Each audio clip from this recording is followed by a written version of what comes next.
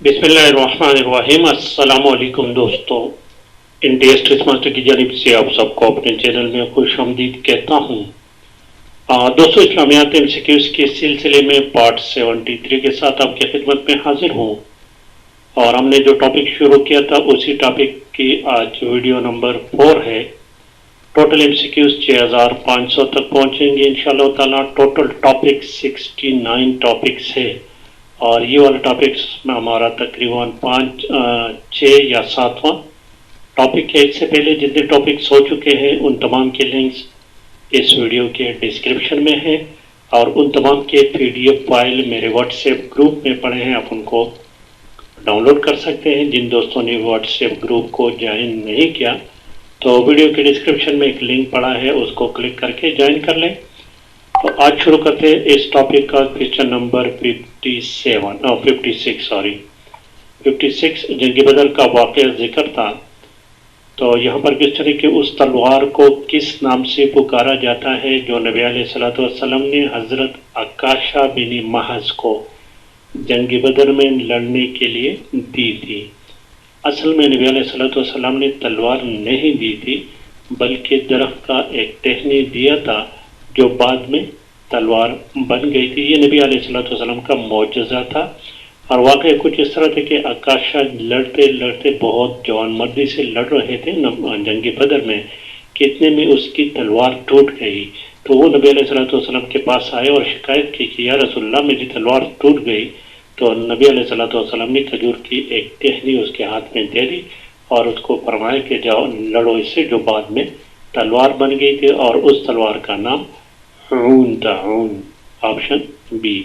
یہاں پر option C جو ہے نا ذوالفقار، یہ نبی علیہ الصلوۃ والسلام کی تلوار کا نام ہے، اور یہ تلوار جنگ بدر میں مالی غنیمت کے طور پر نبی علیہ الصلوۃ والسلام کے حصے میں آیا تھا، اور بعد میں یہی تلوار نبی علیہ السلام نے حضرت علی رضی اللہ تعالیٰ عنہ کو دیا تھا۔ کویسچن نمبر 57 دیکھیں۔ کویسچن نمبر 57 والا کویسچن کہتا ہے کہ جب آپ صلی اللہ علیہ وسلم نے عمیر بن وہب کو اس کے خفیہ اداروں سے آگاہ کیا تو اس کا رد عمل کیا تھا؟ عمیر بن وہب جنگ بدر میں جب شکست ہوئی مشرکین قریش کو تو وہ بہت پریشان رہتا تھا۔ مختصر آپ کو یہ بتاتا ہوں کہ ایک دن وہ صفوان ابن امیہ کے جو کہ ایک سردار تھے اس کے پاس آ کر بیٹھ گئے، اور شکایت کی کہ جنگ بدر کے بعد زندگی کا مزہ نہیں رہا۔ تو عمیر بن وہب نے باتوں باتوں میں کہا کہ اگر میرے ذمہ قرض نہ ہوتی اور اگر میرے بال بچ کی بوجھ میرے سر نہ ہوتا تو میں نعوذ باللہ نبی علیہ الصلوۃ والسلام کو قتل کر دیتا۔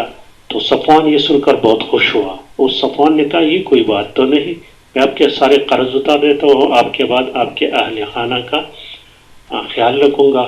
اس نے جنگی سامان بھی تیار کی، عمیر بن وہب کے لیے تلوار، چیزیں بھی، پیسے، رقم بھی دے دی، اور عمیر روانہ ہوا مدینہ۔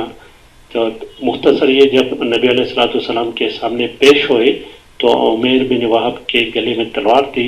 نبی علیہ السلام نے فرمایا اسے کہ تلوار کس لیے؟ تو اس نے کہا کہ تلوار ہمارا ہتھیار ہے، بس آتے ہوئے بھول گیا، گلے میں لٹکے رہ گئی۔ تو نبی علیہ الصلوۃ والسلام نے ارشاد کیا کیسے آنا ہوا؟ تو عمیر بن وہب نے کہا کہ میں جنگی قیدی آزاد کرنے کے لیے آیا ہوں۔ تو نبی علیہ الصلوۃ والسلام نے فرمایا کہ اگر نہیں، اب تم غلط بات کر رہے ہو، تم نے صفوان سے جو معاہدہ کیا تھا تو اس کا۔ یہ سن کر عمیر بن وہب حیران و پریشان ہو گئے، حیران بھی ہو گئے، اور فوراً اسلام قبول کر لیا اس نے۔ تو آپشن سی کریکٹ آپشن ہے یہاں پر۔ یہ مختصر میں نے آپ کو بتا دیا، واقعہ بہت لمبا ہے۔ کویسچن نمبر 58 دیکھیں۔ 58 کس جنگ کے بعد عمیر بن وہب مکہ سے مدینہ حضرت صلی اللہ علیہ وسلم کے قتل کرنے کے لیے روانہ ہوئے تھے؟ یہ جنگ بدر کا واقعہ میں ابھی آپ کو بتا دیا، آپشن اے کریکٹ آپشن ہے۔ اور کویسچن نمبر 59 دیکھیں۔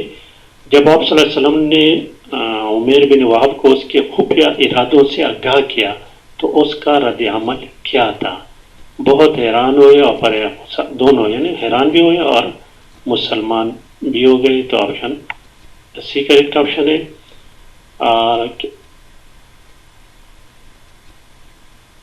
57 نمبر کوشچن اور 59 یہ تقریباً دونوں ایک ہی کوشچن ہے۔ کوشچن نمبر 60 کو دیکھیں، 60 نمبر کوشچن کو دیکھیں، اس کافر کا نام بتائے جس نے مسجد حرام میں مسجد حرام میں دوران نماز نبی علیہ الصلوۃ والسلام پر اونٹ کی نجاست ڈال دی تھی اور جنگ بدر میں قتل ہوا تھا۔ تو یہ تھے عتبہ بن ابی معیط۔ آگے دیکھیے کوشچن نمبر 61 کو دیکھیں دوستوں، کوشچن نمبر 61 ہمارے پاس ہے کہ دیکھیں دوستوں کوشچن نمبر 61 ان حضرت صلی اللہ علیہ وآلہ وسلم کی اس پھوپھی کا نام بتائے جنہوں نے جنگ بدر سے پہلے خواب میں کفار مکہ کا عبرتناک انجام دیکھا تھا۔ حضرت عتیقہ جو کہ نبی علیہ الصلوۃ والسلام کی اپنی پھوپھی تھی، یعنی نبی علیہ الصلوۃ والسلام کی والد کی اپنی سسٹر تھی، بہن تھی، جو بعد میں بعض روایت میں آتا ہے کہ مسلمان ہو گئی تھی۔ کوشچن نمبر 62 دیکھیں، 62 نمبر کوشچن کہتا ہے کہ حضرت عتیقہ نے کس شخص کو اپنے اس خواب کے بارے میں بتایا جس میں انہوں نے کافروں کا عبرتناک انجام دیکھا تھا؟ حضرت عباس رضی اللہ تعالیٰ عنہ جو کہ اس وقت مسلمان نہیں ہوئے تھے۔ کوشچن نمبر 63 دیکھیں، 63 کس نے حضرت عتیقہ رضی اللہ تعالیٰ عنہ کے خواب کا سن کر کہا کہ آپ بنی ہاشم کی عورتیں بھی نبوت کا کام سر انجام دینے لگی ہے؟ یہ جب ابو جہل کو اس خواب کا پتہ چلا تو اس نے یہ الفاظ کہے تھے۔ آپشن سی کریکٹ آپشن ہے۔ اور کوشچن نمبر 64 دیکھیں، جب ابو جہل کا سر نبی علیہ الصلوۃ والسلام کے سامنے پیش کیا گیا تو حضور صلی اللہ علیہ وسلم نے کون سی باتیں 3 دفعہ کہی تھی؟ صرف اللہ ہی عبادت کے لائق ہے اور تمام تعریفیں اسی کے لیے ہیں۔ اللہ نے فتح کا وعدہ پورا کیا اور اپنے بندوں کی مدد کی اور تمام گروہ کو شکست دی۔ یہ دونوں باتیں آپشن سی کریکٹ آپشن ہے۔ کوشچن نمبر 65 دیکھیں، کوشچن نمبر 65 جنگی قیدیوں کے متعلق یہ تجویز کس نے دی کہ ہر مسلمان اپنے کافر رشتہ داروں کو قتل کرے؟ جنگ بدر میں 70 قیدی ہوئے تھے، جو قیدیوں کے بارے میں نبی علیہ الصلوۃ والسلام نے حضرت ابوبکر صدیق رضی اللہ تعالیٰ عنہ اور حضرت عمر رضی اللہ عنہ سے مشورہ طلب کیا تو حضرت ابوبکر صدیق رضی اللہ تعالیٰ عنہ نے عرض کیا کہ ان لوگوں سے فدیہ لیا جائے۔ مختصر بات بتا رہا ہوں تو، اور حضرت عمر رضی اللہ عنہ نے کہا تھا کہ اس طرح کے جن کے جتنے بھی رشتہ دار ہیں ہر ایک اپنے رشتہ دار کو قتل کرے۔ جس طرح کہ اس نے کہا کہ مجھے اپنے رشتہ دار حوالے کرو، میں اس کو قتل کر دیتا ہوں۔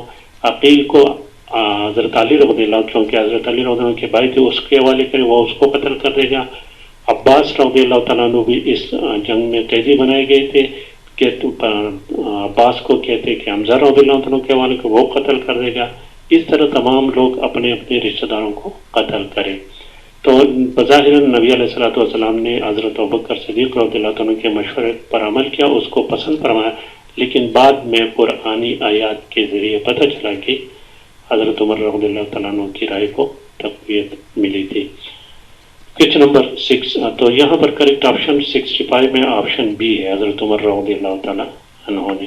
کوشچن نمبر 66 کو دیکھیں دوستوں، جنگ بدر کے قیدیوں کے لیے فدیہ کی کتنی رقم مقرر کی گئی تھی؟ 4000 درہم تقریباً۔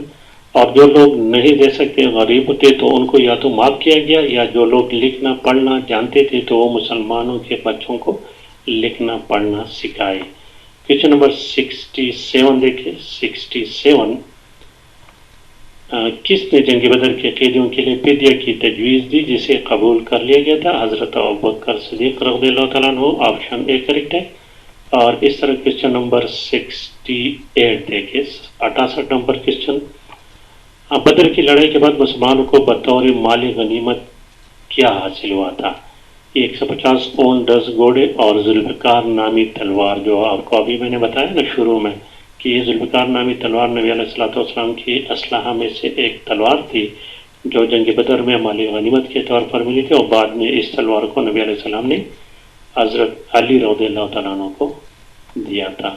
اور کوشچن نمبر 69 دیکھیں دوستوں، جنگ بدر کے قیدیوں سے مسلمانوں کو کتنی رقم حاصل ہوئی تھی؟ تقریباً 2000 2500 درہم، 2 سے 2500 تک۔ آپشن اے کریکٹ آپشن ہے۔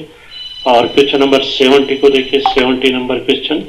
جنگ بدر میں جس جگہ سے نبی علیہ الصلوۃ والسلام نے اپنی فوج کی رہنمائی کی وہاں ایک مسجد تعمیر کی گئی ہے. اس مسجد کا کیا نام ہے؟ مسجد عریش.